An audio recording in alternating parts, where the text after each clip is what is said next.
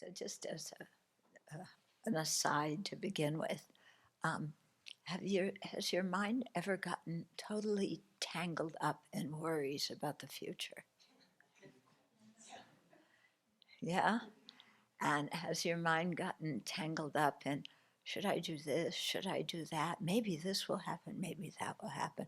What am I going to do if that happens? Oh no. It's happening now. Oh, I see you're sitting in this room with nice people and you're freaking out. Yeah, it can happen anywhere, can't it? We, wind our mind into some tight little thing, and we're sure that the worst case scenario is going to happen in the future. Okay? So last week, when I was looking at the weather report, Saturday was going to be 103, and today it was forecast 105. And I thought, oh, we're really in for it this weekend. Yeah. Is today 105? When I looked this morning, it was 65. Yeah, before lunch. Yesterday, was it 103? Nowhere close. Okay. But it's a good example. You could have gotten into this whole thing about the weather on Saturday and Sunday. It's going to be so hot, and, we can't go outside to do the work on the path, and then what's going to happen to the path? It's all going to roll down the hill, and and it's going to be so hot. People won't drink enough water. They're going to be dropping like flies from dehydration. We're going to have to call the EMT, to come and get them, because they'll be, like, what are we going to do? This is in the middle of the EML, and all the people are dehydrated, and we could have gotten into a whole big thing,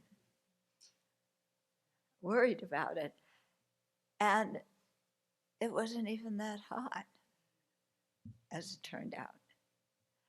So I think this is a really good example of, don't get so worked up about the future, because you don't really know what's going to happen.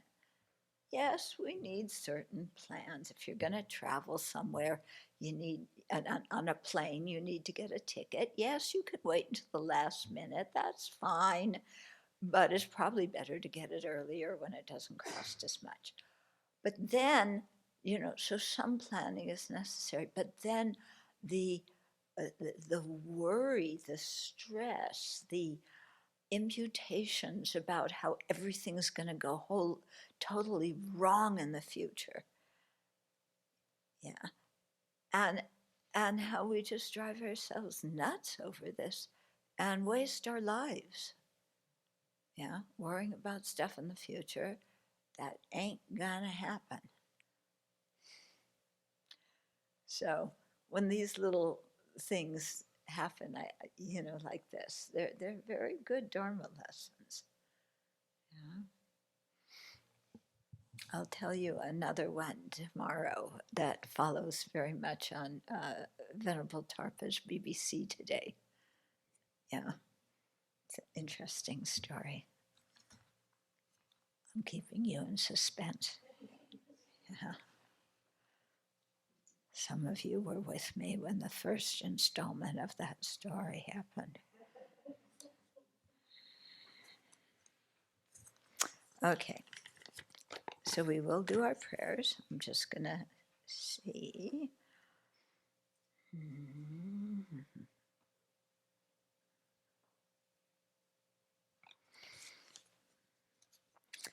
Okay. So do the visualization. Get your mind in the frame of taking refuge and generating bodhicitta.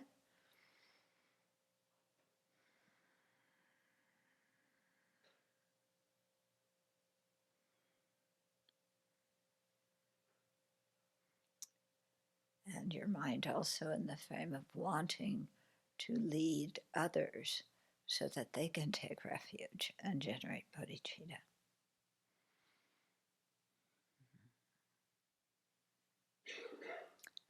So Shantideva commented that if it's suffering, it doesn't matter whose it is, it's to be eliminated. And when we think with a big mind, especially when we practice exchanging self for others, which in a introductory baby way is what we were taught to do in kindergarten when they told us, put yourself in somebody else's shoes and see how you would like somebody acting that way towards you. So here, the idea of exchanging self with others, first of all, we understand others' experience, but it's even more than that. It's wanting to alleviate their misery and give them our happiness, because we're all equal in wanting happiness and not suffering. So there is no good reason to cherish our own happiness and fear and be distraught at our own suffering.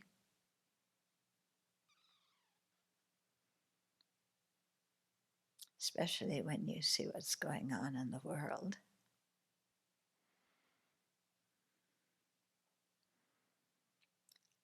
But to generate the compassionate heart that sees all beings' misery as something to eliminate,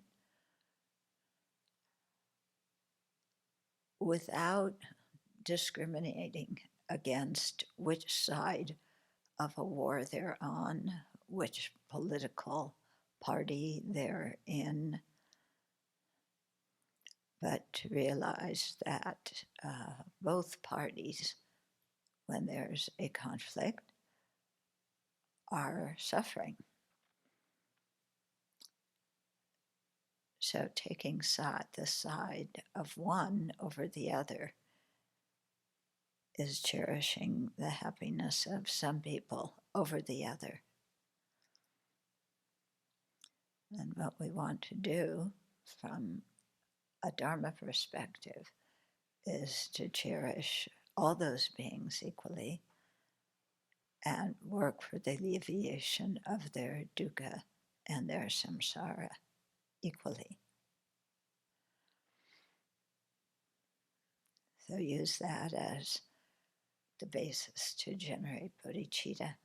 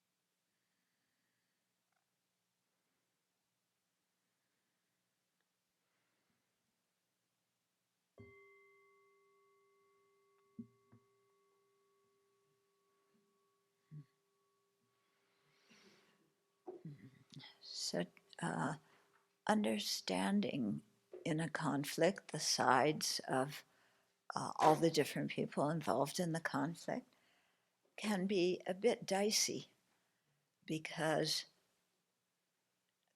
everybody wants you on their side, and if you refuse to take sides, then everybody doesn't like you. That was the situation Thich Nhat Hanh found himself in during the Vietnamese War. Yeah. So he wanted the war to stop, but he didn't favor this or that. As a result, nobody liked him. Okay? So I faced something similar, maybe a month or so ago, 2 months ago, when I was talking about the college protests. And you may remember that um, I was, saying I can't take sides, and it's a very complicated situation. They're both this perspective of all those sides of the different people, and I didn't. Yeah, I couldn't say take sides and say I wanted victory for one and defeat and destruction for the other. And as a result, I got criticized. Yeah. And I got a couple of emails from people who were furious at me because I didn't take sides. And because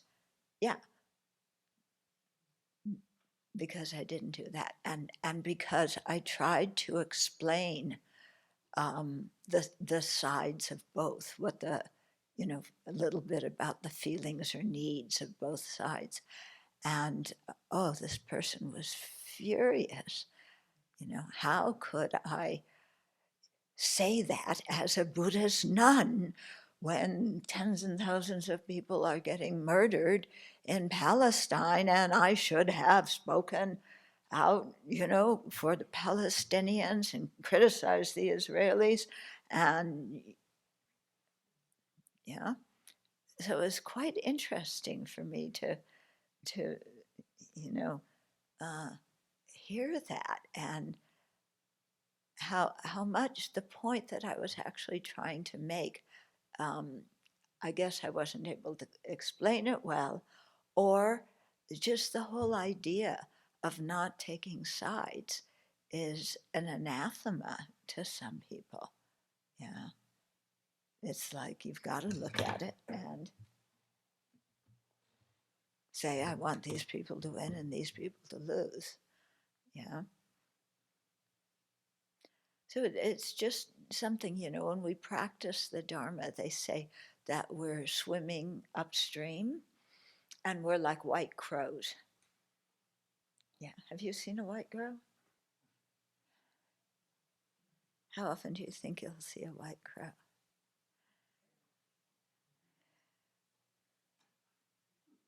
Not very often, huh?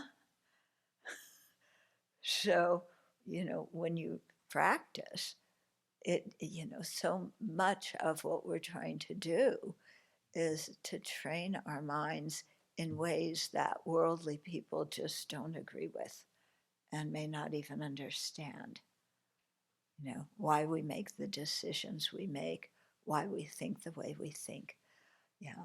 So to just be prepared for that, and if you want to ordain, you can share your thoughts on that with people. But if they don't understand and they say, what about this? What about this? What about this? How could you do that? These people will say this and that, and everybody depends on you, and you've got to do this. And the world's going to fall apart if you, yeah, to just realize, okay, they don't understand, you know, they're looking at things from a different perspective. And sometimes, with time, you can change their minds, and sometimes you just, change the subject and talk about something else. Yeah, because you can see that they're not ready to shift. Yeah, like Venerable Tarpa was in her BBC, quoting the Buddha about, evaluating a situation and seeing, do you think you can actually change that person's perspective or not? Yeah. And so, yeah, sometimes can and sometimes can't. And what about when people try and change our perspective? Yeah. If somebody tries to convert you to Christianity, yeah, should you be open and gracious and go with them to their church and start reading the Bible every day, like they say? No. Okay. So you're not going. They may be approaching you and speak nicely, but you know what you will do and what you won't do, and you don't do that. But you don't have to be mean to those people. Yeah, I always say to them, "Thank you very much." And I practiced another religion, also talking about ethical conduct and love and compassion and forgiveness. And if you practice according to your religion and I practice according to mine, then the world will be a better place. And they're always very happy when you say that, or at least, my experience has been. Yeah, they don't come back and say, but you have to believe. Blah. No, you're talking to them about what you have in common, and it eases over the thing. Yeah. So we don't always have to answer to everybody's questions or everybody's attacks. Yeah. Okay, so there's a number of things in this book that I wanted to discuss. This is choosing simplicity, okay?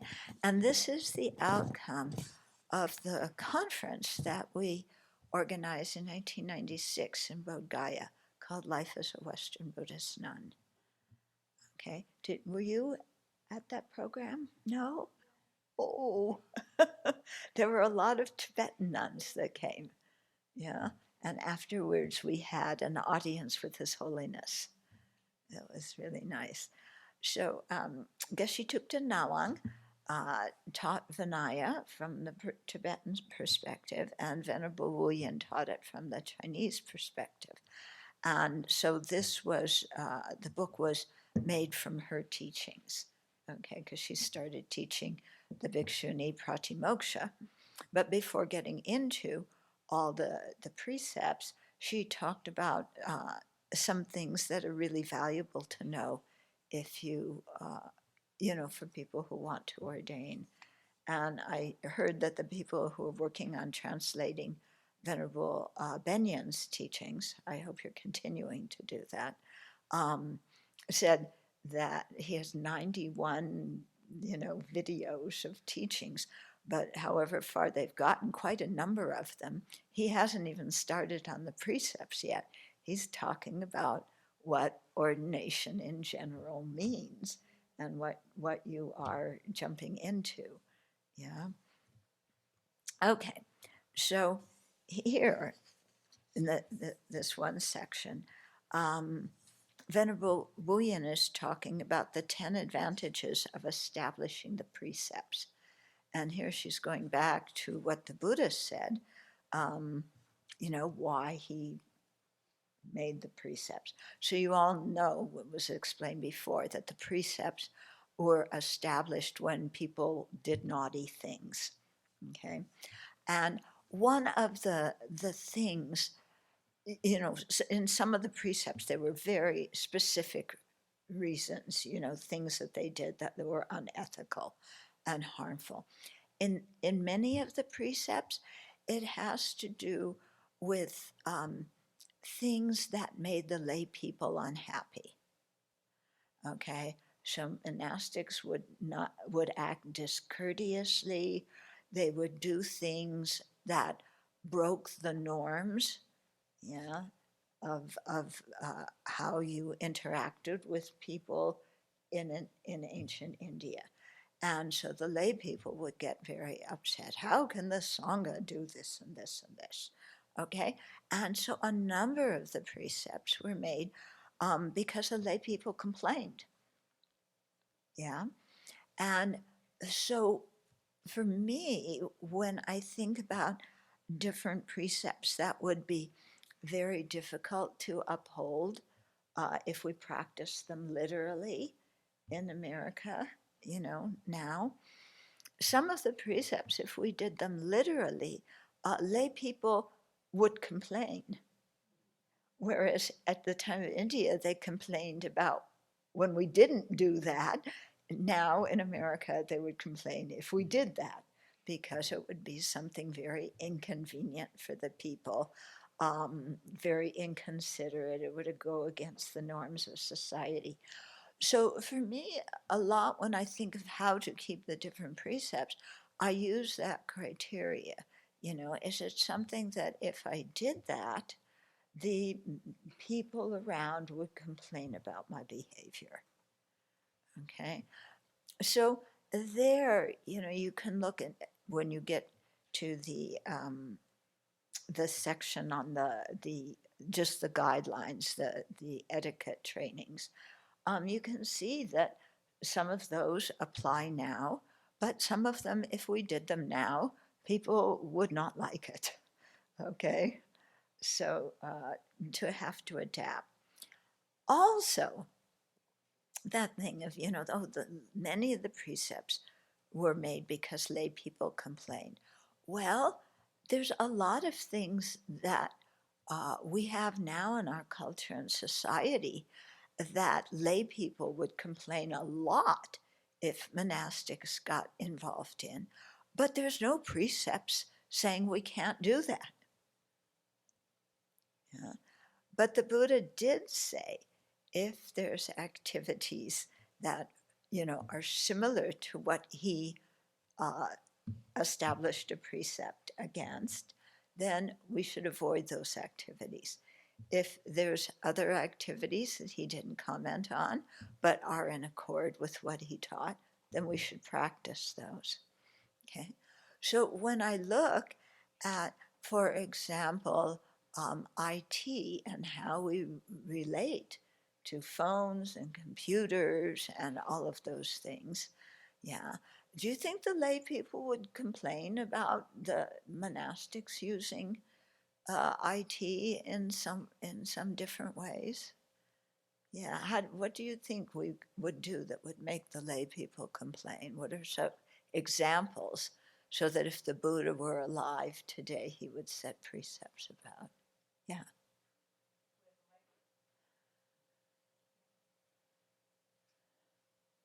If we sent them too many emails.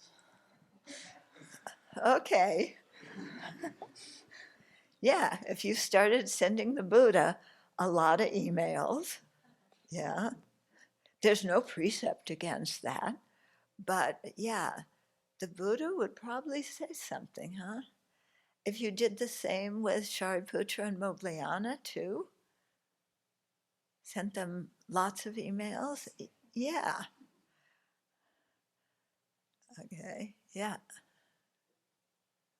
Watching porn, having our own social media sites, and tweeting at 1 a.m., 2 a.m., 3 a.m. in the morning. Things like just doing things at inappropriate times, not studying, but streaming different things. Yeah, okay. So there's a bunch of those. Let's look at them. The first one you mentioned was porn. Yeah, so what do you think the Buddha would say about porn, watching porn? Yeah, I don't think so. Yeah, yeah. And if he were alive today, would he set up a precept about that? You bet. Because if the lay people heard monastics were doing that, what would the lay people say? They wouldn't say, move over, I want to look too. Yeah. They would say, what the are you doing looking at that stuff if you're trying to eliminate sensual desire? You're working at cross purposes, And they might say, you're objectifying women. How can you develop equanimity towards all sentient beings and compassion for all sentient beings if you're seeing some living beings as just objects, play toys, things for your own pleasure? They would say stuff like that. What else? Oh, staying up and late, emailing, looking at social media. Yeah, what do you think the precept the Buddha would establish for that?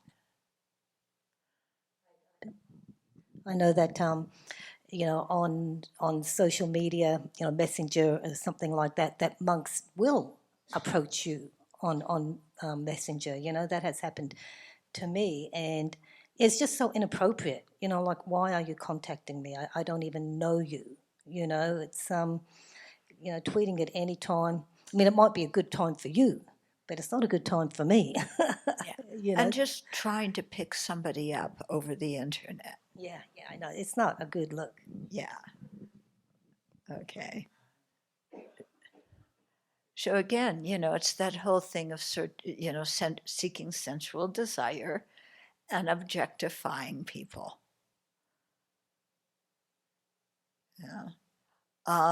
Establishing social media sites, your own Facebook, your own Instagram, your own, Messenger and Line and WhatsApp and what? Tinder. What does Tinder have on it? Huh? Oh, okay, yeah. And one is called Bumble something. Yeah. And, somebody who's messing around on those social media sites, would the lay people want to support you and give you, offer you lunch, Donna, if that's what you're doing in your spare time? No. Why should they? Yeah. Interestingly enough, like Mingo Rinpoche, he has a Facebook site. A lot of the high teachers do. Oh, we have a Facebook site too. Yeah. So, but I don't go on it. I don't do anything with it. It's run by lay people. Yeah. And we don't have our own individual social media sites, And if you come here and you have a site on any one of them, you close it down before you come.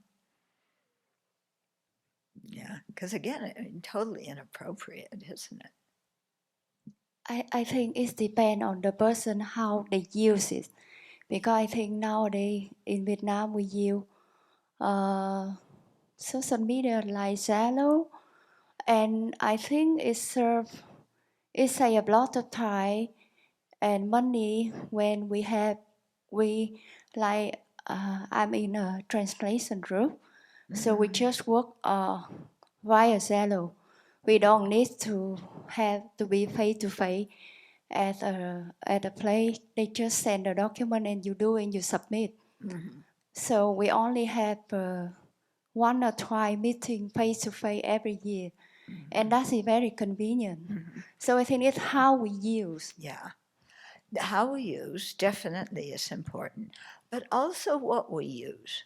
Yeah, because you can do that sharing of documents without it being on a whole big social media site where everybody can come look at it and where people then make comments and lead you in various directions. Yeah. We put our things on YouTube, the BBC Talks, and at the beginning, we left it open so people could write comments. And the comments people were making were totally inappropriate. So we shut it down. We still post the videos, but people cannot leave comments. Yeah.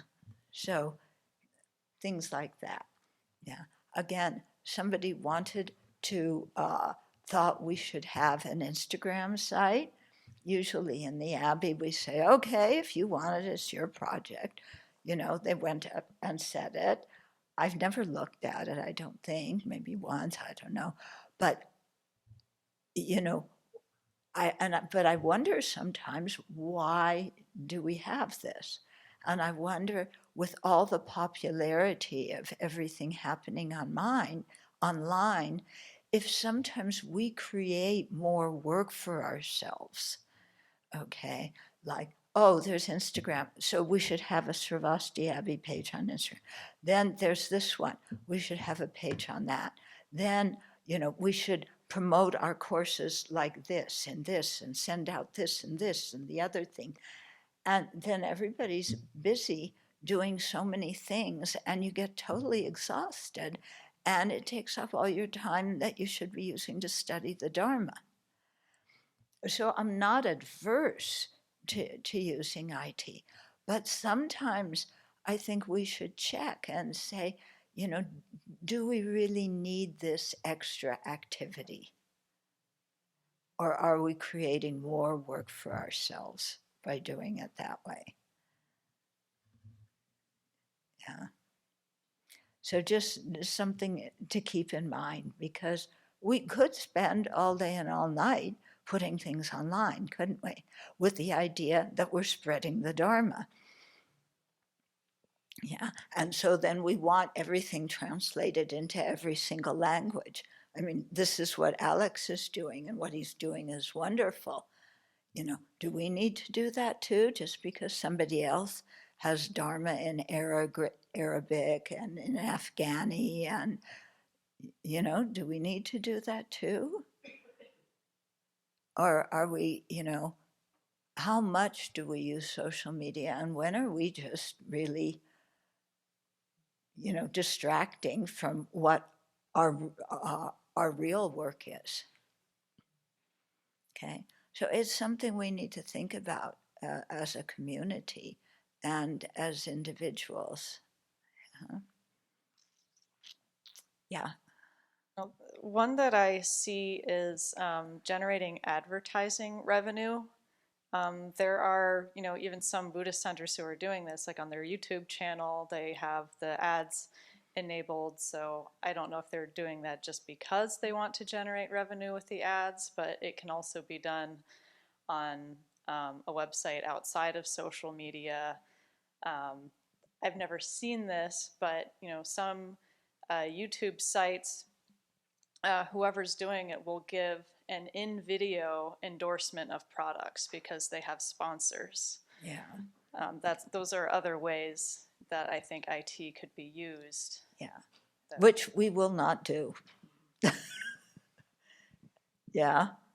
Our job is to not sell, that is not part of why we ordain, to sell different products that use up more of the world's resources, that don't help people. Yeah. It generates revenue, and Dharma centers need revenue. So maybe we should do it. But, you begin sliding down the slippery slope with that. I wanted to share that with our Facebook pages. Actually, the Abbey didn't start them. When I came, lay people had started them for us. And then Venerable Trini's like, what is Facebook? And I said, we cannot let lay people run. I mean, we need to have some say in how that page is run. As in, it was totally unsupervised at the beginning. 2 lay people just started our various Facebook pages. Who from the Abbey supervises it now? Venerable Trini. You look at our Facebook page. And we actually work very closely with the volunteers to manage the content. I mean, the PR team is involved. In the past, these 2, whoever started those pages would post whatever they wanted. Yes. And I said, that's not safe for the Abbey. Yes. Yeah. But is it necessary that we have 2 very, very trusted long-term Abbey volunteers who check in with us when they have questions, and then we'll respond. But we're not on there looking to see what's happening, or we're not managing in that way. They do it. They ask questions. If they feel like there's inappropriate material, they'll check, or if they don't know how to answer a question, they will check. So it's managed in that way. Yeah, and that's the way it should be. Not with us designing the pages and figuring out what goes on and sending them things to post. Instagram, I think people from the Abbey post.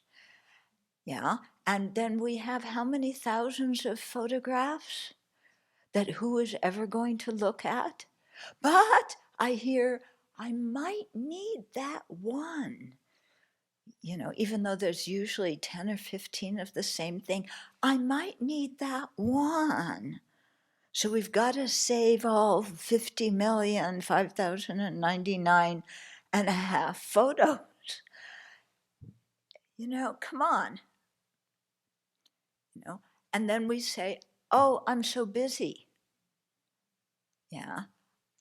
Oh, I hear the teachings, but I don't study them in the evening because I'm so busy. I have to upload this and I have to make, another video. It's the 5th video I'm making this week, but they want it because every week we need to, or every day we need to have a new video. I mean, what I'm getting at is some of these things are very good and can be used to propagate the Dharma. But what happens often, if we're not careful, is our mind gets involved and it's so good to use for the Dharma. So we've got to do this and this and this and this. And then we're running around being very busy and complaining, I have no time. Okay, but who's making the extra work for us? Yeah.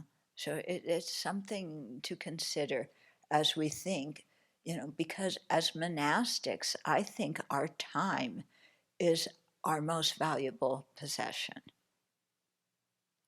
Yeah. Everything material, come, go, go, but our time comes and goes too. And so if our minds are involved in all sorts of things that they don't need to be involved in the name of spreading the Dharma, then we've gotten off track. Okay, so just to keep that in mind. Yeah. I imagine one thing that lay people would complain about, or do complain about, is taking away their phones and the internet, not being connected to the news, what's going on, world events. Yeah. Well, I'm the news channel. And you can see how often I tell the community what's going on. Yeah, not so often. Yeah, and some of the the people do it. But again, do we need to read the news every day? Do we need to do that? Yeah, people complain their phones being taken away when they come here, but I think that's something that's good. It's when you take away an addictive substance, the addict is going to complain, but it's still something done out of compassion and it benefits them. Mm-hmm. Okay, so we need to check. It's not just to avoid everything that the lay people complain about. Yeah. Mm-hmm. We're more present without a phone. Yes. It's like our third arm. Yeah. So calmer, present, a better example. Yeah.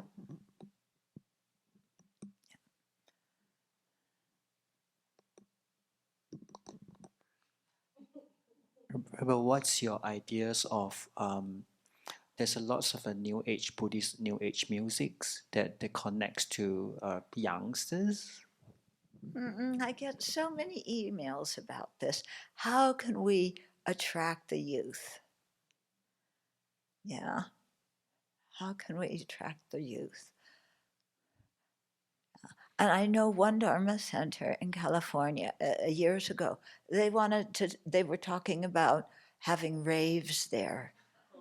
You know what a rave is? It's like a disco thing, complete with drugs, with ecstasy. And they thought, oh, all the young people will come. We'll have a rave at the Dharma Center. They'll come, they'll have a good time, and then they'll come back, to listen to the Buddha talk about the faults of sensual desire. Yeah. Oh, yeah.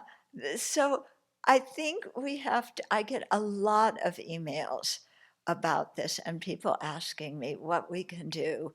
And I was invited to give a talk at a couple of, oh my goodness. Yeah, a lot of what I consider very well-meaning young people who want to get other people, their fellow young people, interested in the Dharma.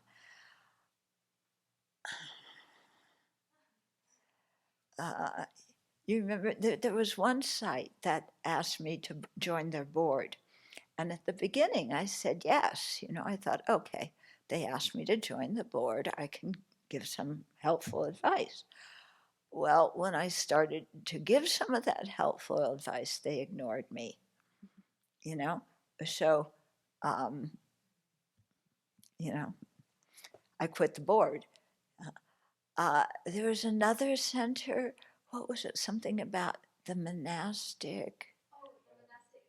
Yeah, the Monastic Academy. Okay, run by lay people. Yeah, and they were very sweet, very nice, but asking me, how can we set up our classes? And so, they were well-intentioned, but they didn't know the Dharma. And they were thinking about what classes can we set up, and what's the curriculum, and, then running, having retreats where you have some Dharma talk and you have some, meditation, and then you have social activities and games and exercises.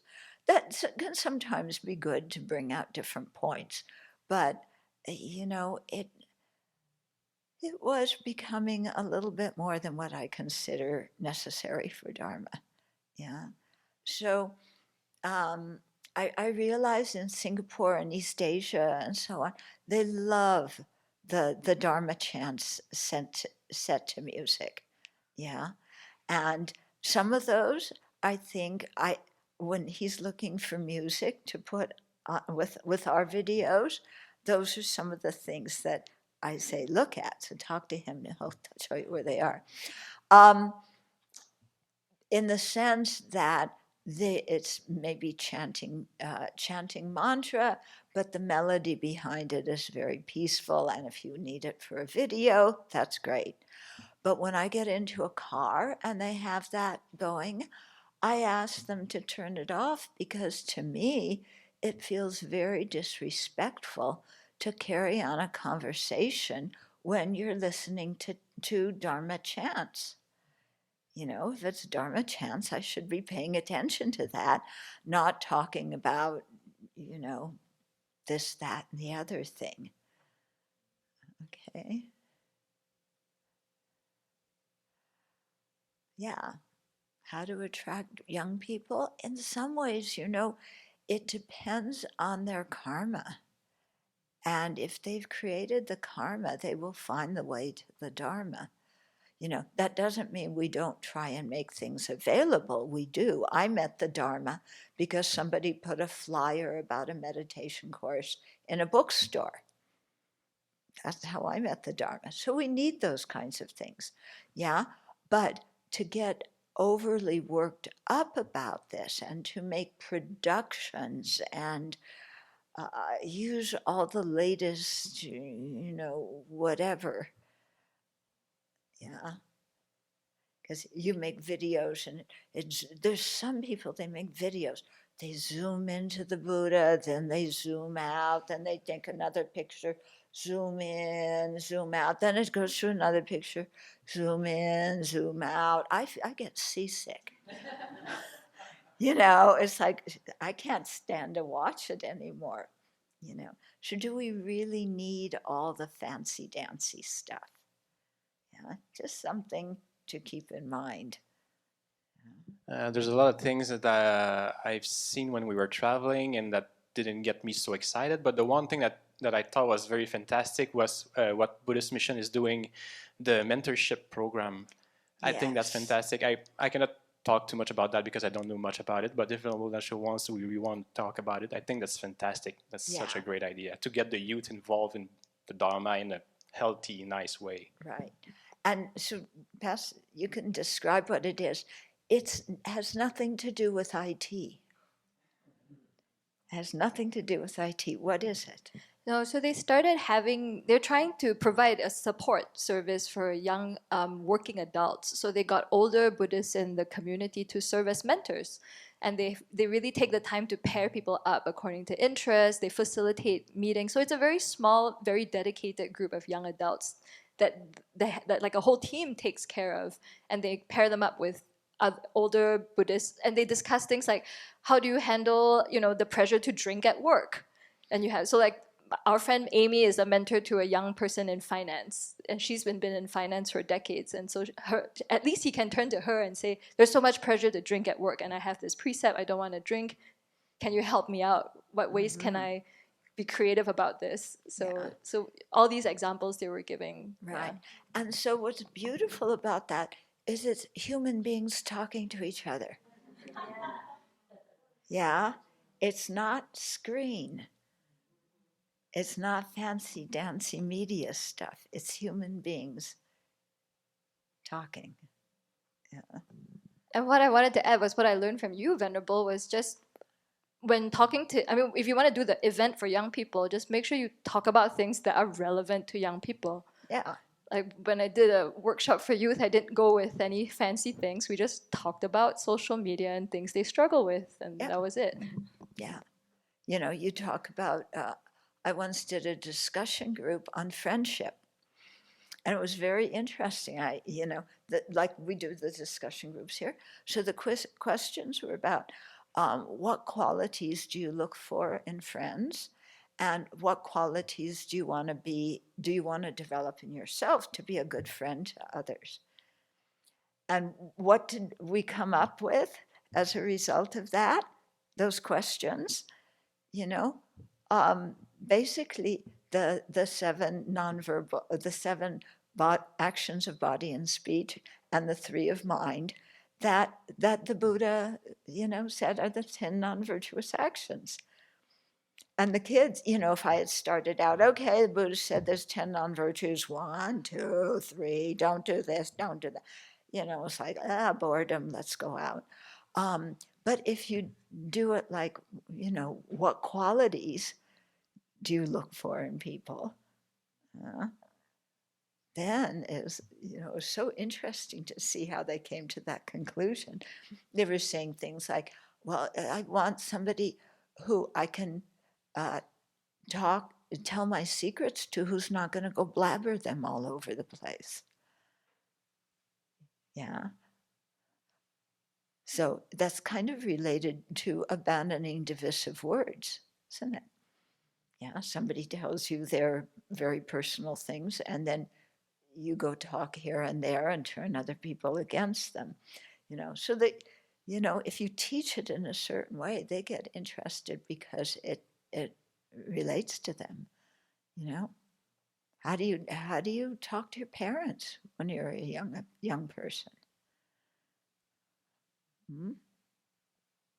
So those kinds of things. Okay, back to the book. Well, I haven't even started. Okay, but in this section, she's explaining, because when the Buddha set up each precept, he talked about 10 advantages of each precept.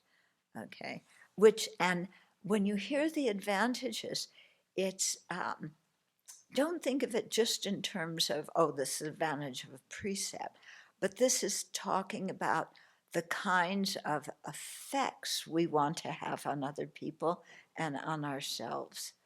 Okay, so this is how the Buddha taught about, how to act around other people, what kind of effects you want to have. Okay, so it falls under, there's two big categories. One is the detailed category, and one is the general category.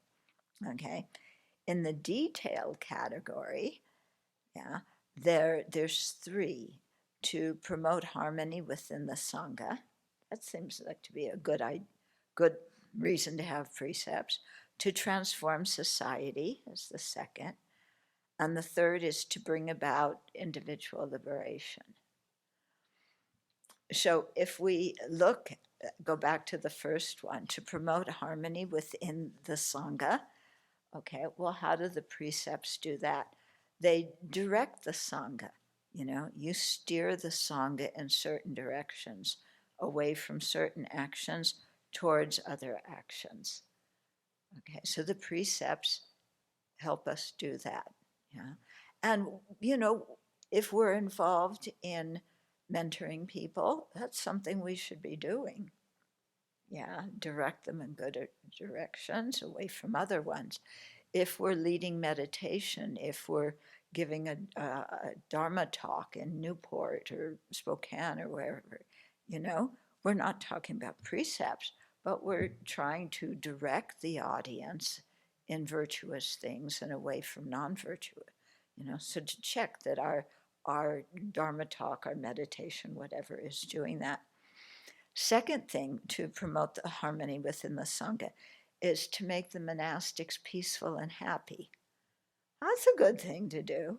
And the precepts certainly do that, when we don't do things that annoy other monastics. Because if you look at the precepts, and divide them, categorize them in different ways, well, there's a bunch that the lay people complained about. And then there's a bunch where people were just being really rude and nasty and mean to other monastics. And that creates disharmony in the Sangha. When there's disharmony in the Sangha, nobody's practicing. And if lay people come, they ask for teachings, what are they going to hear? The politics within the Sangha, because the Sangha's not getting along, So it completely, is antithetical to the kind of effect we want to have on monastics and on lay people. Another thing to promote harmony within the Sangha is to protect monastics. So when we keep the precepts, we're protecting ourselves. We're protecting the Sangha, not only from criticism, but also we're protecting our own minds from rubbish. Yeah. So, sometimes it happens within the community. Yeah, somebody might reprimand you for something. And remember, why is this person saying that? Yeah, they're not being mean. They're not establishing a power trip. Yeah, they're trying to help you protect your mind and to help your actions, from having an adverse effect on lay people. Making some sense? Let's try that again. Making some sense? Yes, okay. Okay, then under transforming society, there's 2 points. So how does, the Buddha setting up the precepts transform society? First, it inspires those without faith. Okay, so when you read in the Pali Canon how some of the the main disciples of the Buddha, how they met the Dharma and what made them interested, it was often the behavior of the Sangha or the behavior of the Buddha. The Buddha was there, calm. Somebody goes, wow, yeah, you watched that Trump rally and you were calm and peaceful after it? What are you doing? I want to know. Yeah. Okay. So, how we behave, it affects the people without faith. They say, wow, everybody else is carrying on and freaking out, and here's some people who are calm and peaceful and happy and generous and kind to others. Yeah, I want to know what they're doing. Yeah. There was, when I was teaching in Seattle, there was one lady who came to our meditation sessions on Thursday nights. And she worked for the FAA. And she had lupus, so she was in a wheelchair. And she also had red hair. And she also had a temper. So she was called at work Hellfire on Wheels. That was her nickname, okay? Because she would get angry, and people in the office knew. Okay, she started coming to Dharma class, and she really changed. You know, she started being a lot calmer, and her colleagues at work noticed. You know, and they weren't Buddhists, knew nothing about Buddhism, but one of the men, you know, came and said, like, what's happening to you? You know, what happened? You're so much nicer than you used to be. And she told him. And as a result, in those times, that was when we had cassette things, you know, like, you know, with the dinosaurs. Some of you weren't even born then. It was way too early. But she had a whole set of the Lamrim teachings, and he wanted them, and he listened to all of them because he saw the example of how she was acting. And she was a lay practitioner. Yeah. So it can inspire faith in those without faith. Yeah. And I think especially when we're doing interfaith dialogue, you know, it's very important,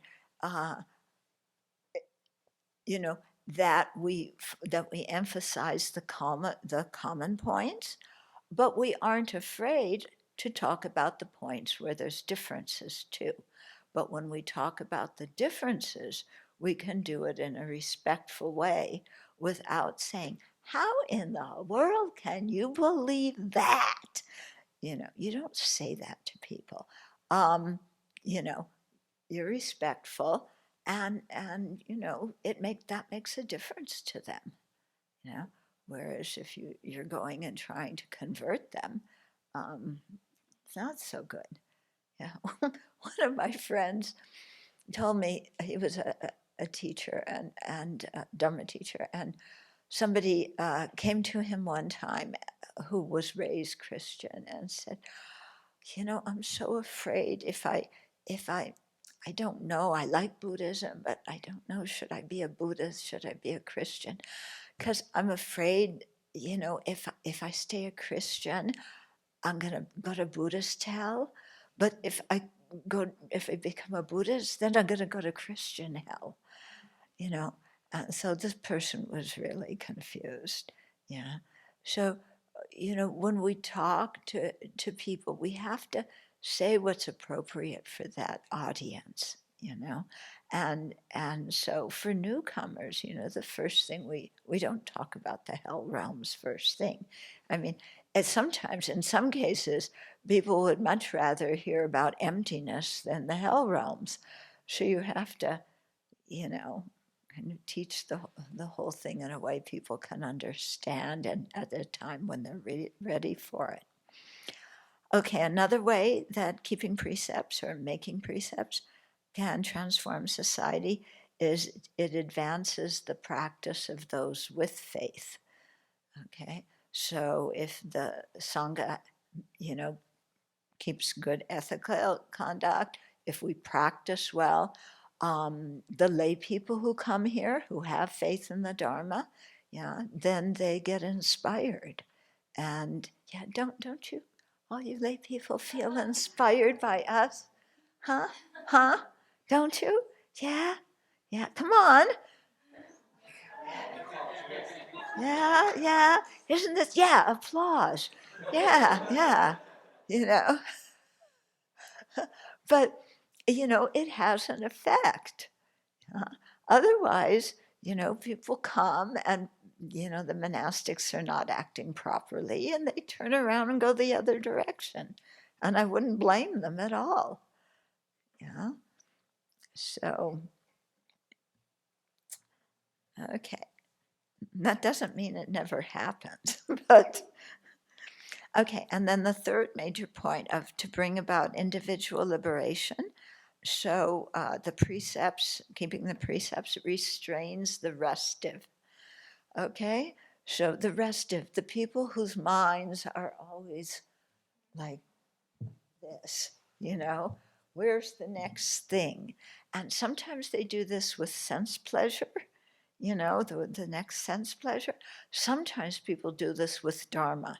I want to look at every website of every Dharma teacher, and I read this and I read that, and these people are having an argument about, this 5th century whatever, and then I read that. And the mind's all over the place, okay? Precepts, calm the restive. And when you really think, what precepts would the Buddha make now with AI and IT and all this stuff, Okay. Another thing of course, stabilizing our mind not only affects the people who come here, it affects our mind. Okay, so if it calms the rest of it, it's going to enable our concentration and our meditation. Another thing it does that leads us towards liberation is to stabilize a sense of integrity. Okay, integrity, as we know, is a very important mental factor. It's one that abandons negativity because we respect ourselves and we respect the Dharma. Okay, and so it stabilizes when we follow the precepts. That integrity gets stabilized. Sometimes our integrity is, I don't want to do this because sometimes we have integrity. Yeah, I abandon this because, I respect myself. I'm not going to engage in that kind of thing.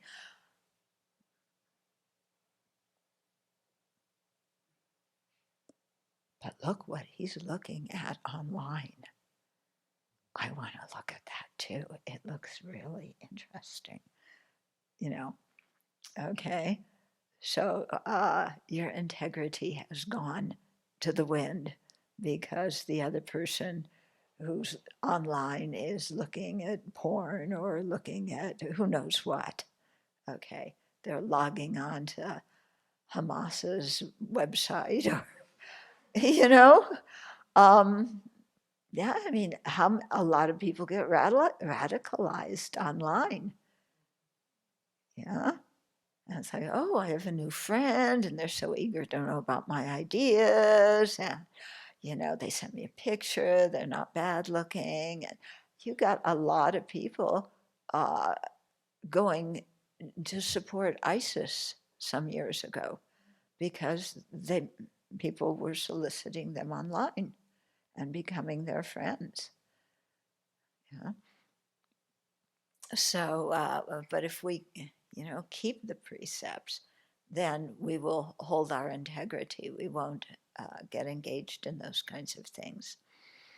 Another thing, the way it advances us towards liberation, is it eliminates our present defilements, okay, because we're steering our mind in the direction of the Dharma, and so those defilements don't have a chance to rise.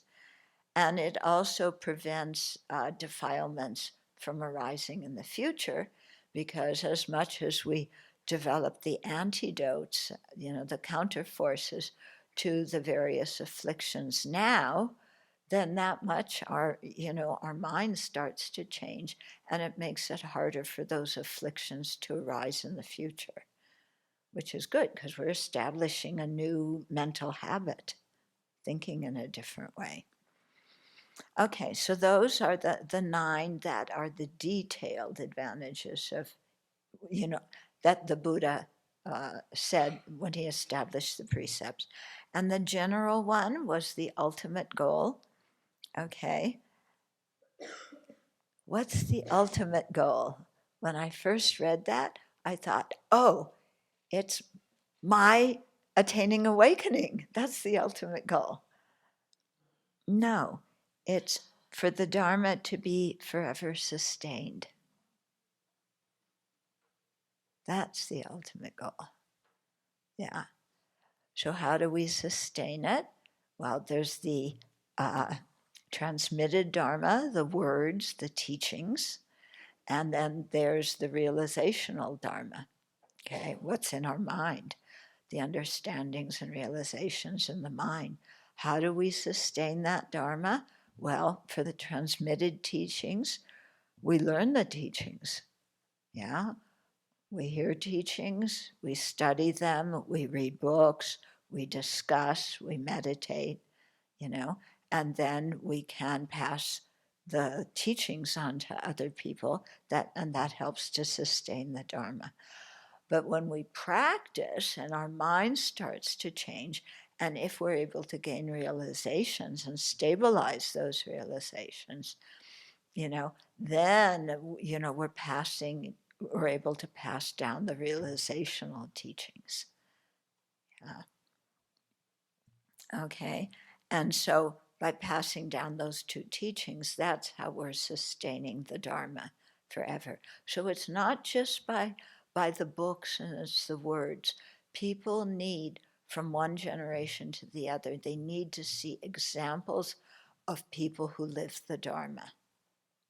Yeah. And I know for the first group of us, first generation of Westerners who went to India and met the teachings, there was very little information in English.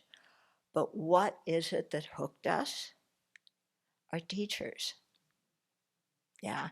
They were incredible human beings. Yeah. They didn't act like the rest of us. They were happy. Yeah. But they didn't get their happiness by going out to the bar. Yeah. So, we would sit with these people and watch how they handled situations, watch how they talked about other people, heard the teachings, and then checked their behavior. And it was like, oh, this is the real McCoy. I want to become like them. And so, role models are very, very important for us. And it's the people that actually practice that can convey the effects of Dharma practice to other people, not just by going blah, blah, blah, blah, And so, yeah. And that has a very strong effect when you see people that's like, yeah, like you're sitting in a teaching with His Holiness and the Tibetan community. And early on, most of the people who came to those teachings were the actual refugees who fled from Tibet. Yeah, they weren't people born in India, the next generation. They were the people who had actually fled. And they were traumatized people, And some of them were very angry at what the Chinese communists did. And you could understand that from the perspective, a worldly perspective, I mean, when Russia invaded Ukraine and wants to incorporate it into Russia, people get upset. Well, that's basically what China did with Tibet. Yeah. And so in a worldly way, you could really see how the Tibetans would be quite angry and want revenge and so on. And that wasn't what His Holiness said to them. He said, don't hate the communist Chinese. What? I've never heard, somebody who's had that kind of experience happen to them say, don't hate the aggressor. Huh, what's happening? Because I was always very much, against aggression, the Vietnam era. But wow, here was somebody who understood that and who lived it. Yeah. It's quite interesting when you go to a protest, again, in the Tibetan community in Dharamsala. Well, we know what regular protests are like, and, with the ones that just went on in campus and building different things and then criticizing and burning things and, not just criticizing policies, but criticizing individuals, calling people names, wanting to divest, telling people how to change their portfolios. On you know what happened. Okay. And there, if you watched any of that, was there anger in those protests? Yeah, there was a lot of anger, and also against the admin at the college. As if they were the people fighting the war themselves. They're just the college admin, but people got mad at them. Yeah. What do you hear at a protest in Dharamsala? Yeah. When they're marching, yeah, often in the evening, holding candles. What are they chanting? Yeah. The Bodhicitta prayer. Yeah. Yeah, Janchub Sanchov Chema Kepanyam Kepanyam Magmipayam Gona Kalbasho. That's, may the precious Bodhi mind, not yet born, arise and grow. May that born have no decline, but increase forevermore. That's what they're chanting in a protest ceremony. Yeah, talking about bodhicitta. Huh? What are these people doing? You would expect them to be yelling and screaming and calling names and, throwing things and so on. No, they're saying that prayer over and over and over again. The whole community together. It's quite amazing. Okay, so, the point is how we act and what we say to other people, it affects our mind and it also affects others. And in the long term, it affects whether the Dharma is able to be sustained in the future. Yeah. And we're so fortunate to meet the Dharma today because for 25 centuries, other people practiced well and sustained it. Yeah.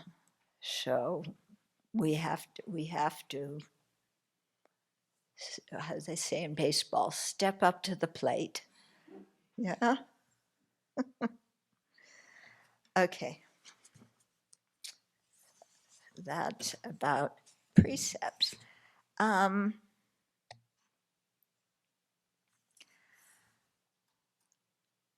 Okay. So when we talk about the Tripitaka, the three baskets, we're talking about the Vinaya, the Sutra basket, and the Abhidharma basket. Okay. Vinaya basket is usually associated with ethical conduct. Okay. Sutra basket with concentration, Abhidharma basket with wisdom. So you have the three higher trainings there: ethical conduct, concentration, wisdom. The Vinaya basket, okay, is divided into three classifications. This is speaking about the Dharmaguptaka Vinaya. Okay, so the first is the Sutra Vibhanka, also known as the Pratimoksha, which talks about the precepts. The second one is the Skanda, which talks about precepts too, but in terms of different topics, and gives the history of different things. And the Parivara, which is more questions and so on. Okay, so the Sutra of Vibhanka is called the Gate of the Don'ts. So the Pratimoksha, don't do this, don't do that. Yeah. The Skandhaka contains the various practices and rituals that the monastic community should perform. So those are the prescriptive precepts. Yeah, the don'ts are the prohibitive precepts. Okay, so this is called the Skandhaka is called the gate of the do's, because those are things you're supposed to do. Okay, so here I'm just want to read this so you get an idea of the kind of topics in the Skandhaka where the Buddha talked about specific things that came up for people that had to be regulated. Okay, first one is the procedure for ordination. Second, the recitation of the Pratimoksha Sutra, which is the posada, the sojung. The third is Varsha, the rains retreat, or as we do it here, the snows retreat. The fourth one is the pravarana, which is the confession ceremony that is done at the end of the rains retreat, where we request the Sangha to give us feedback. I talked about that the other day. The fifth one is the usage of things made from hides. Okay, now in that culture, a lot of things were made from hides because they didn't have plastic, they didn't have all these other kinds of materials. Yeah. The sixth one was making and wearing robes, so all sorts of regulations about the robes, how to make them, how to wear them. Yeah. Seventh one is the usage and retention of medicine. Yeah. Eighth one is the katina. And so I spoke of that the other day. That's when there's the robe of merit at the end that the lay people offer to the Sangha after the Varsa and Pravarana. The ninth is living in harmony and proceedings in case of dissension when the Sangha isn't getting along. So there's very definite procedures in the Vinaya about how to handle conflict. Yeah. The 10th is the carrying out of Sangha proceedings in a legal fashion. So that has to do with all the Sangha karmas, the transactions. So some are things that we settle with one person. Some are things that are settled, you have to give up something and go through a procedure. Some are things that you have to confess in front of the entire Sangha community, and then you undergo a period of penance and so on. Some things are, you have to be expelled, or the Sangha sanctions, somebody for their behavior. Then there's proceedings for, we talked the other day about giving away things so that the Sangha agrees what things to give away that we don't need. So all of those kinds of things, that's the 10th one. 11th is the handling of quarrelsome monastics. So, right from the very beginning, up through to today, and it will continue to the future, there will be quarrelsome monastics. Anybody here volunteering to be a quarrelsome monastic? No, not me. Anybody here who is a quarrelsome monastic? Yeah. Okay, so how are those things handled? Yeah. Then the 12th is the purification of the Sanghasesa transgression. So Sanghasesa, those are the remainders. In other words, it's the second class of precepts. So the parajikas, the defeats, are the most serious class. If you break those, your ordination is finished. You are no longer a monastic. The Sanghasesa are called remainders because you didn't quite do enough to, negate your monastic life. There's a little bit left. There is a remainder left, but you got to be really careful. Okay, so that's how to purify those kind of transgressions. 13 is the consequences for concealing the when somebody else or yourself has committed a Sanghavasesa. Yeah. So when you do negativities, if you conceal them, you're compounding the difficulty. If you see somebody else commit a very serious infraction, I'm not talking about the small ones, but the really serious ones, you need to say something, you know. In fact, in the Bhikshuni Pratimoksha, if we know that somebody else has committed a parajika, a defeat, and we don't say anything, we conceal it, that becomes a defeat for us. So it's very important when these things happen that they get aired, you know, and the Sangha deals with them. Okay, 14 is handling those who've committed transgressions and who are not allowed to attend posada. Yeah, so people who have committed a Sanghavasesa offense and are undergoing penance, yeah, they use different privilege, they lose temporarily privileges that they have for as a monastic, and one of the privileges is being able to attend ordinations, attend the posada, and those people can't do that until they purify. Okay, 15 is the case of handling when somebody has ruined the harmony of the Sangha. Yeah, and so sometimes you get people that they love, you know, have you ever met people like this? They love talking behind the backs of other people and making this, you know, like this person may have faith, but you want to talk to them and you say, oh, well, you have faith, but look at what those people do, and they do this, and they do this, and they do this. And they love turning that party against the other party. Yeah, it happens in workplaces. Yeah, somebody's jealous, so they talk behind the back and they point out the faults of somebody else in the office and get people to dislike that person. It's destroying harmony. When you destroy the harmony of a group, it's very serious. So this is something we have to be careful of, whether you're a layperson or a monastic, is you don't talk behind the back of other people about what's happening in the monastery. Okay?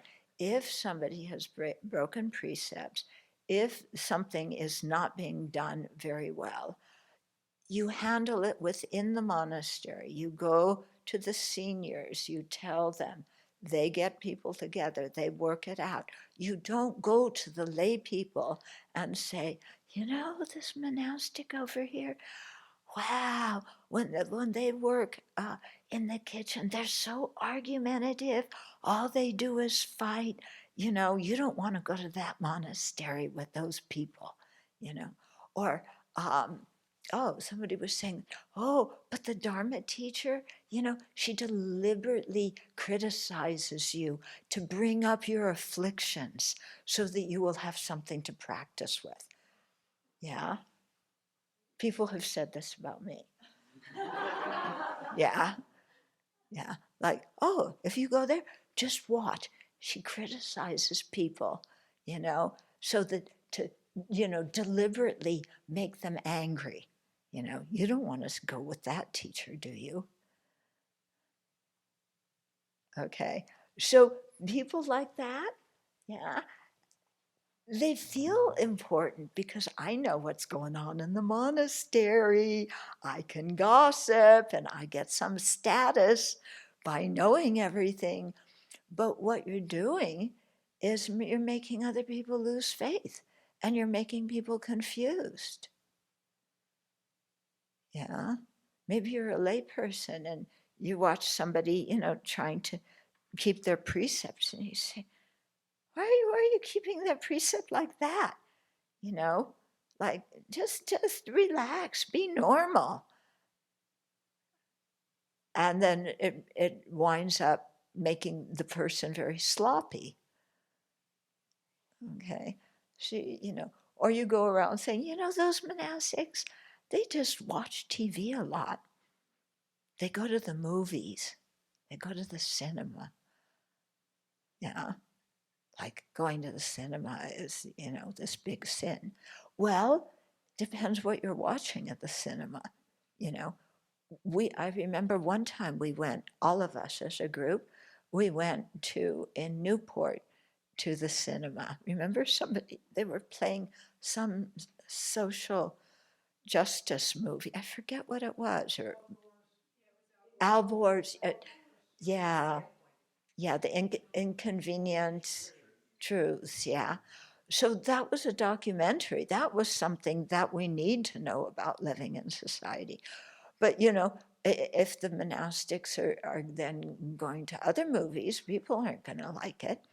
But let's say you see them going and they're going for this documentary, but you say, oh, the monastics are going to the cinema, implying that they're watching Deep Throat or something.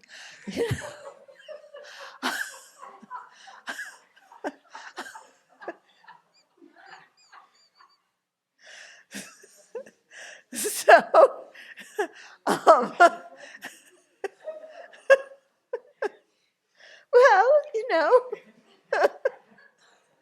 um, yeah, those of you who don't know what Deep Throat is, you don't need to know. Okay.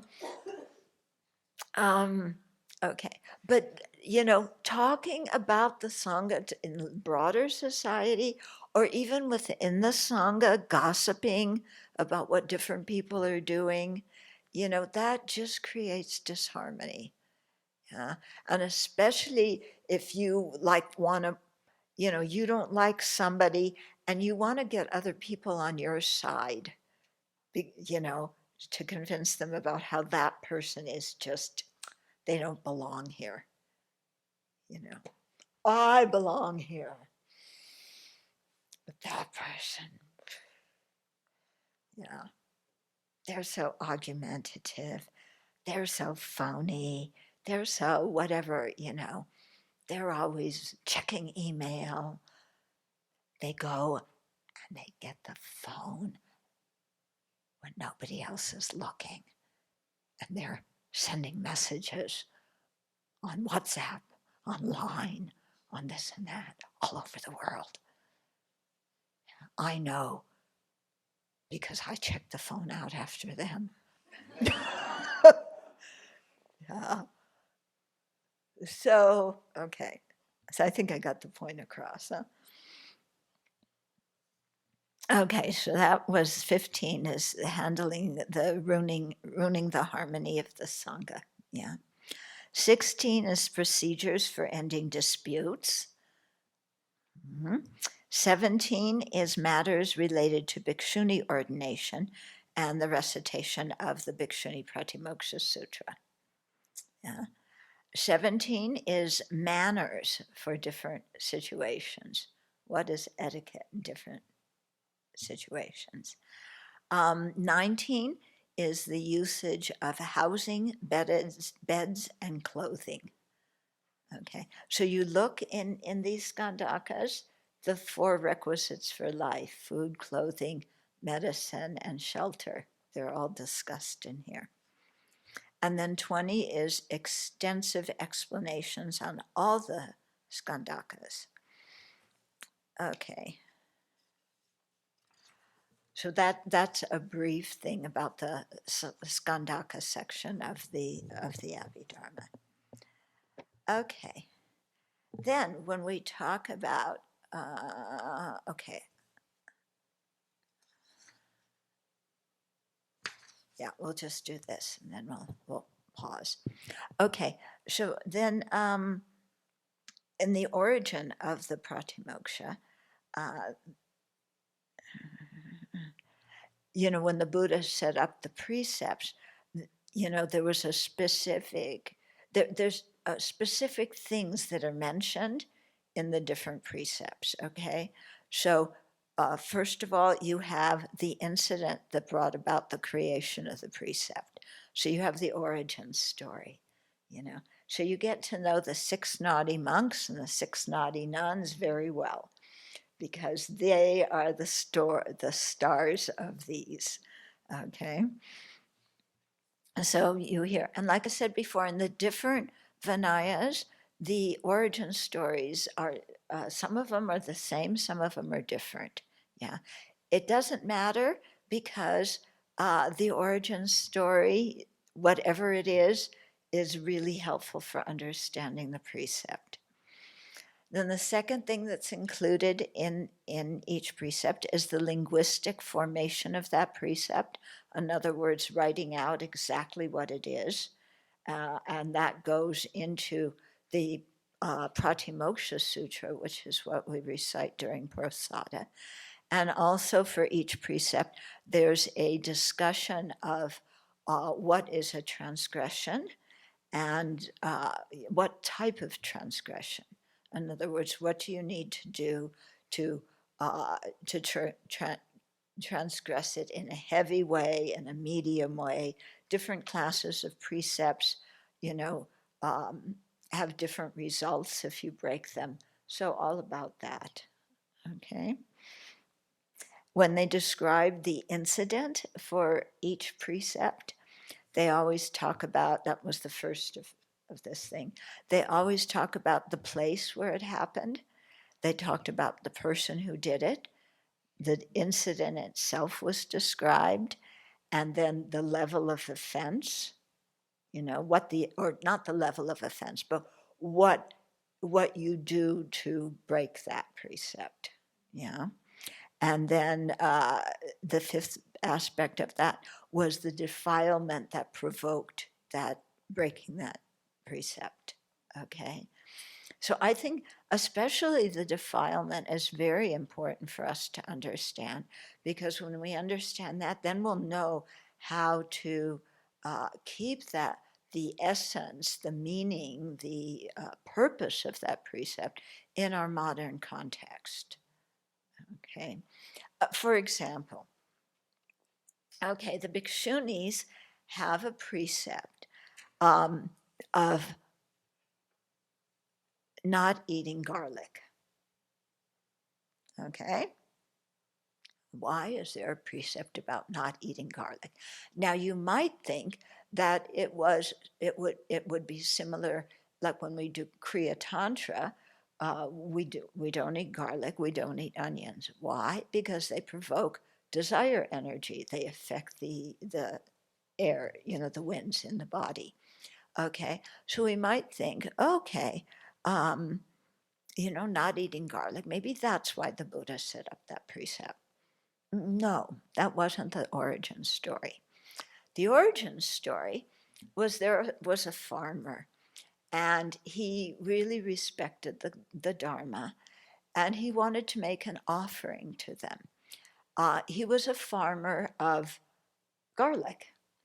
And so when there was, you know, a bhikshuni who was on Pindapat, one day he said to her, you know, if you can come, you know, you're welcome to come. I have a whole field of garlic plants. You know, this is how I make my living. And you're welcome, you know, to come with some of your friends and take a few of them. Yeah. So that's a nice dana offering. You know, he wants to offer things from his crop. Well, that bhikshuni goes back to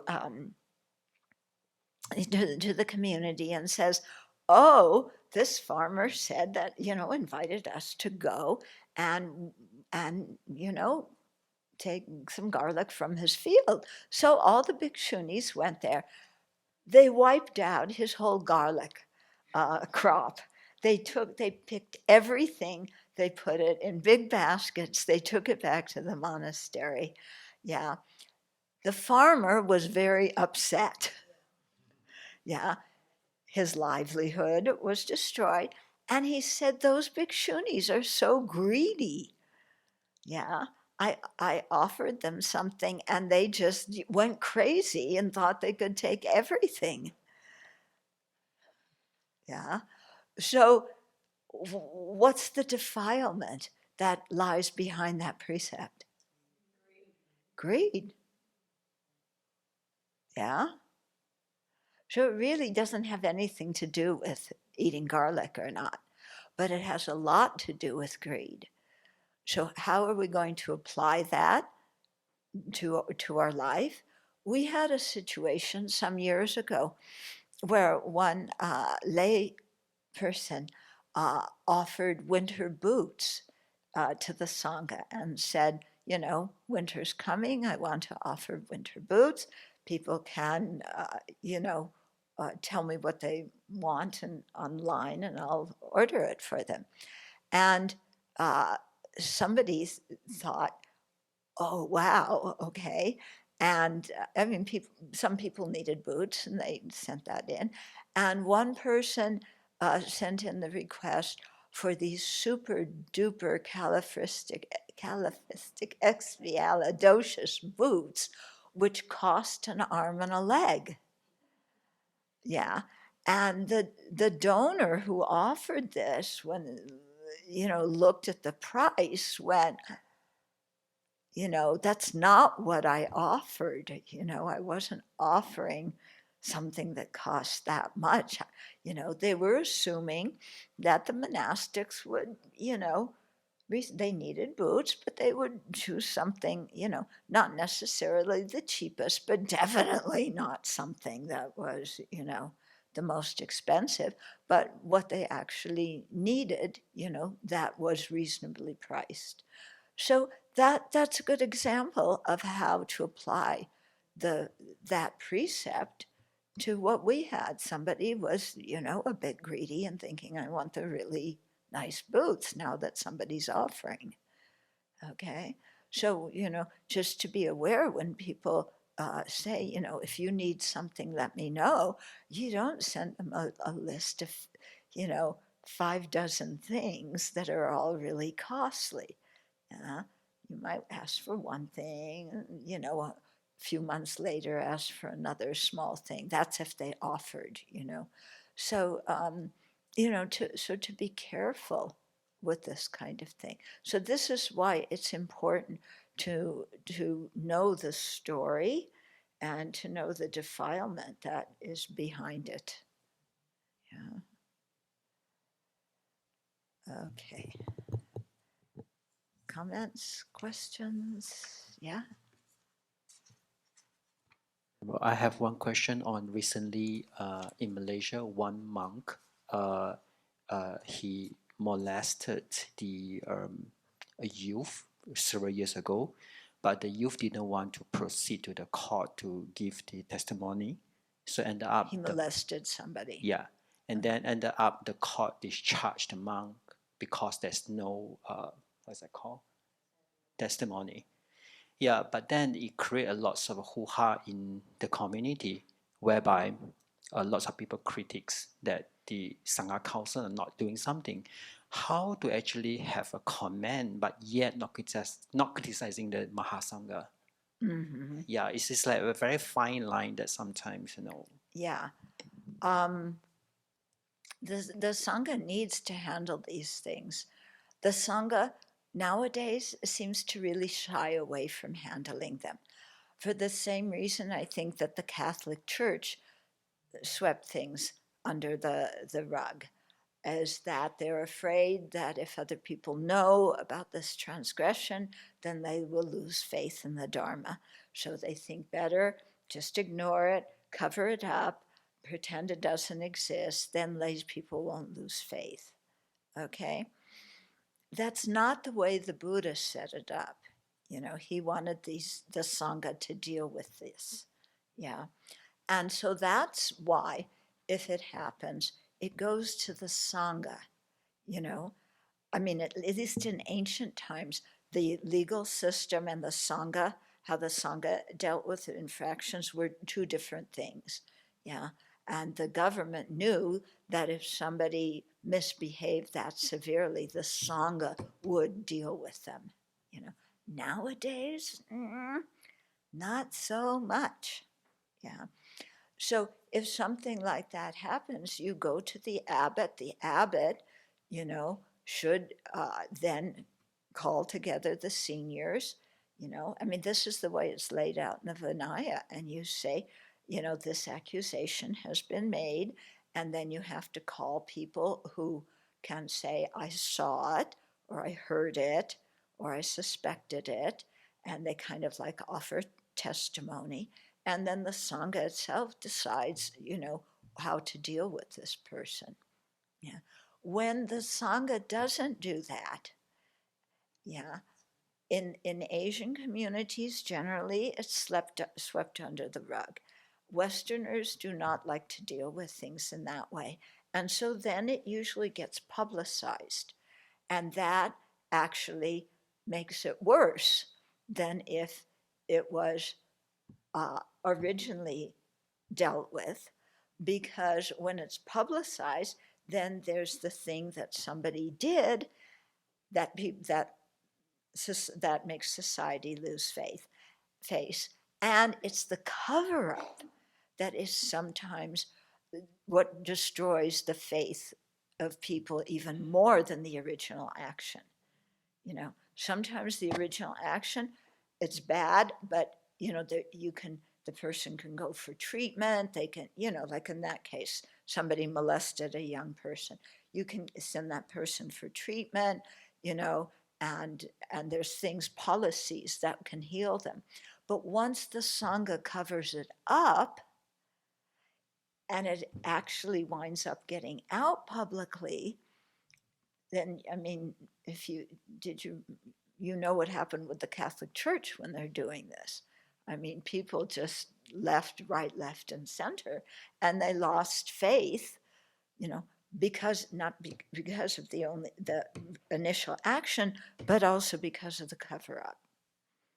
Okay, so that's why it's best that it's dealt with within the Sangha community, and that the Sangha community is responsible and does something about it.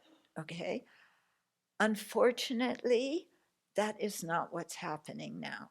And so everybody talks behind people's backs, and there's people who have committed parajika offenses, who are still wearing robes, who are very famous teachers, and that I think is what an example of the kind of stuff that in the long term leads to the degeneration of the Dharma, because the Sangha isn't being responsible for its own members. Okay, but I mean, Chinese culture, nobody wants to make somebody else lose faith, because if you make somebody else lose faith and they're somebody that other people respect, those people turn around and criticize you, and say, you're just spreading rumors, or, you want to ruin that person. And so it really winds up to be a big mess. Mm-hmm.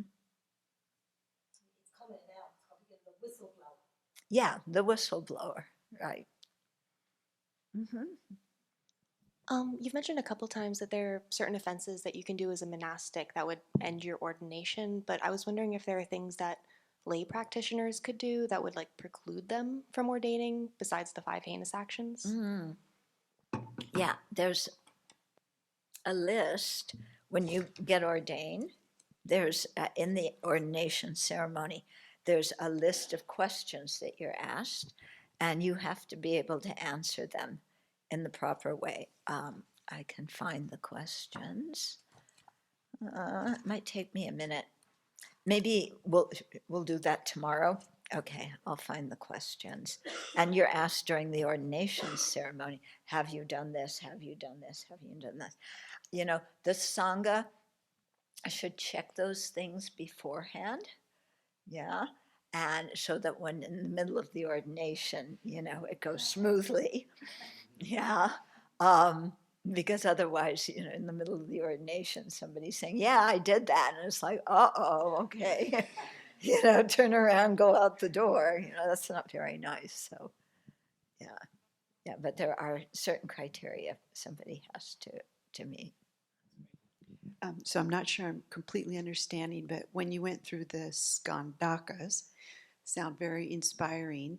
Are those only things that can be like practiced if you have the 4 bhikshunis, or could a group of novices practice those as well? I think, things relating to medicine and so on. Yeah, I would think the novices would practice those as well. Yeah, they wouldn't necessarily know those precepts, but if they live with, a sangha of people who are fully ordained, then you pick up a lot through osmosis, through watching how they do things.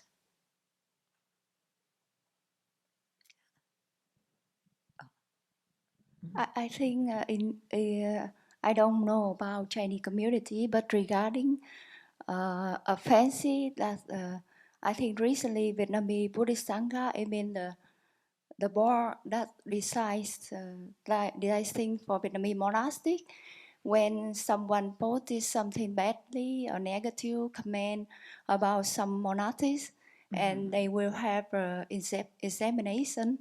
And recently, I think some monk who aborts or something, they were expelled from the sangha. He did what? Expelled. No, but for what?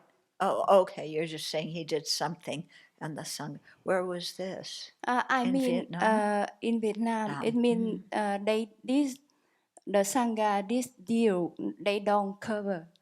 They didn't cover it up. That's very good. Yeah, that's very good. These things should be dealt with, and not covered up. Okay, this is the last question. Yeah. Oh, okay. Yeah, we have to talk about the legal system. Yeah, because now there's certain laws that if you know certain things, you must report it. Yeah, and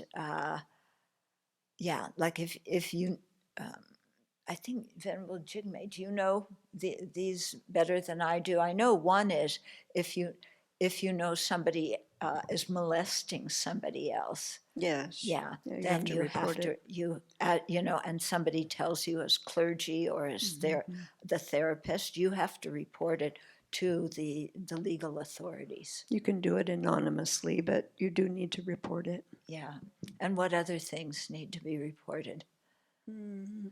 That's the main one. Yeah. Yeah, I mean, if, kids are being exploited or abused, by any way, physically, by any way, then, Yeah. What happens if somebody comes to you and confesses that they committed a crime? Is that considered confidential, or must you go? Yeah. So what you try to do is support them so that they can go and turn themselves in, and you go with them. That's what that's what the best I've done. way to do it. Yeah.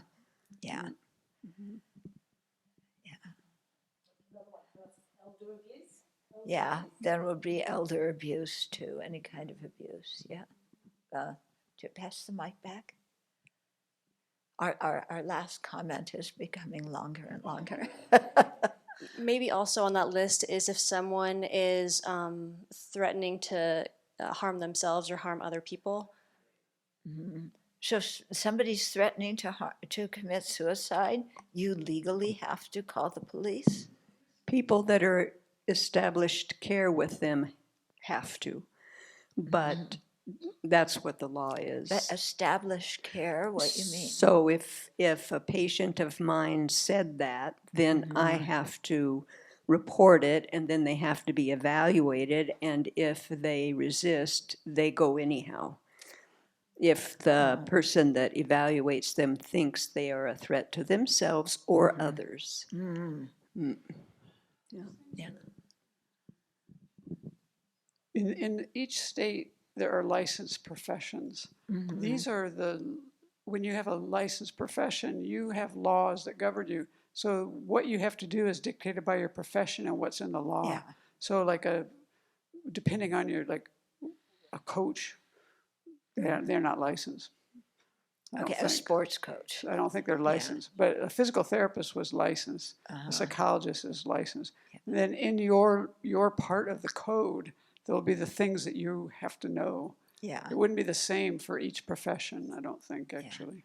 And so there are certain things for clergy, I which believe we there would are actually. fall under. Yeah. I don't know. We're not licensed, but I think that there might be laws around that. I don't know, actually. Yeah. My recollection is that if it's clergy that somebody confesses to, that is, I don't know what the term is, but they don't disclose it. It's kind of like the lawyer thing where you don't It's considered disclose. confidential. Confidential, yeah, that's the word. Okay. Yeah, I think that's how it works. I'm pretty sure. Yeah. Yeah. Probably be good to see. Okay, so now we're going to stop. Yeah, you can continue the discussion after we dedicate, okay? Because I know there's lots to discuss about this. So this is something that we have to deal with that, at the time of the Buddha, they didn't have to deal with this. Yeah. There weren't these kinds of precepts, but we have to function in society, so we have to follow the laws.